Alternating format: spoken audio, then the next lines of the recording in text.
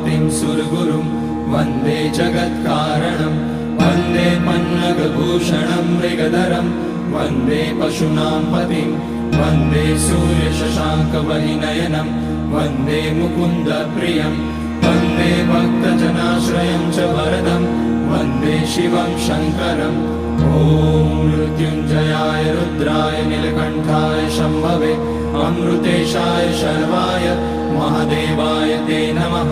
नमस्तेऽस्तु भगवन् विश्वेश्वराय महादेवाय त्र्यम्बकाय त्रिपुरान्तकाय त्रिकाग्निकालाय कालाग्निरुद्राय नीलकण्ठाय मृत्युञ्जयाय सर्वेश्वराय सदाशिवाय श्रीमान् महादेवाय नमः।